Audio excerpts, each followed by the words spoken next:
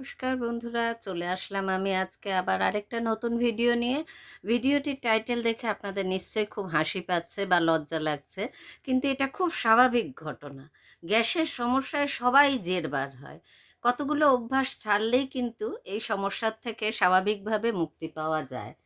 পেটে গ্যাস হওয়াটা খুব স্বাভাবিক ব্যাপার। দিনে 5 থেকে 15 বার গ্যাস যদি আপনার বেরোয়, তাহলেও সেটা খুবই স্বাভাবিক ব্যাপার, কোনো অস্বাভাবিক কিছু নয়। আপনি যদি মনে করেন তার তুলনায় বেশি গ্যাস হচ্ছে, তাহলে তার জন্য কিছু কিছু কারণ থাকে। আর সেই কারণেই তৈরি হয় এই গ্যাসগুলো। পেটে গ্যাস তৈরি হওয়াটা কোনো বড় কথা না, স্বাভাবিকভাবেই হয়। কিছু কিছু ওষুধের কারণেও পেটে গ্যাস তৈরি হয়। হ্যাঁ, যে চিকিৎসার জন্য যে সমস্ত ওষুধ আমরা খাই বিভিন্ন কারণে, তার জন্য। নিঃশ্বাস বেশি বা বাতাস বেশি নেওয়ার জন্যও কিন্তু এটা হয়। অনেকেই আমাদের অভ্যাস আছে যারা ঘুমানোর সময় মুখ খুলে ঘুমান। মুখ খুলে ঘুমালে হয় কি, গ্যাসটা মুখ দিয়ে অনেক বেশি হাওয়া আমাদের শরীরে অন্ত্রের মধ্যে ঢুকে যায়। গ্যাস এবং সেখানে বসবাস করেই জীবাণু গঠিত করে। সেই জীবাণু সেই গ্যাসগুলোকে পান করে এবং তার একটা কারণ হতে পারে অতিরিক্ত যে হাওয়াটা আমরা গ্রহণ করছি, সেই হাওয়ায় ব্লিচিং আকারে এবং কিছু গ্যাসের মাধ্যমে সেটা বেরিয়ে আসে।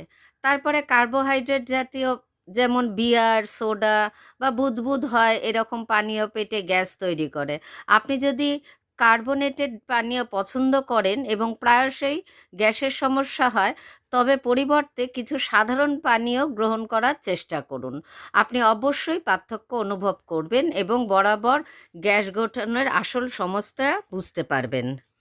চেষ্টা করবেন মুখ খুলে না ঘুমাতে, যাতে বাইরের হাওয়াটা শরীরের ভেতরে বেশি প্রবেশ না করে। আর আরেকটা জিনিস হচ্ছে যে কোষ্ঠকাঠিন্য বা খুব তাড়াতাড়ি হজম না হওয়া, ধীরে সুস্থে হজম হয় পাকস্থলীতে গিয়ে খাবারগুলো, তাহলে বেশিক্ষণ সক্রিয় থাকলে জীবাণুগুলো সক্রিয় হয়ে ওঠে, পেটে গ্যাস উৎপন্ন হয়। বয়স বাড়ার সঙ্গে সঙ্গে কিন্তু হজম প্রক্রিয়া ধীরে ধীরে কমে যায়, আর যার ফলে গ্যাস গঠনের আরও সমস্যা হয়। হ্যাঁ, তারপরে বিভিন্ন ওষুধের কারণে হয়, সেটাও তো আপনাদের জানালাম।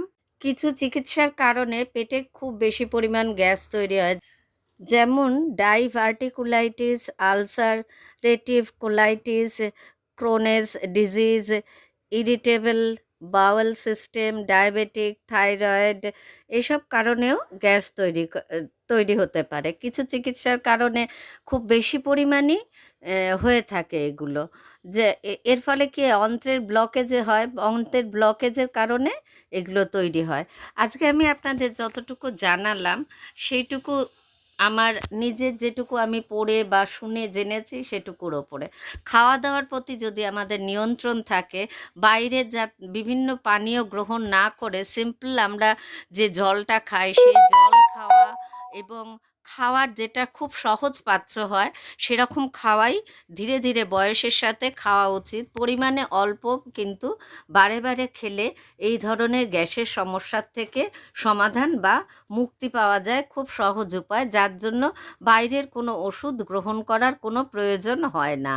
এবং যেমন বলেছিলাম, মুখ বন্ধ করে ঘুমানোর চেষ্টা করবেন।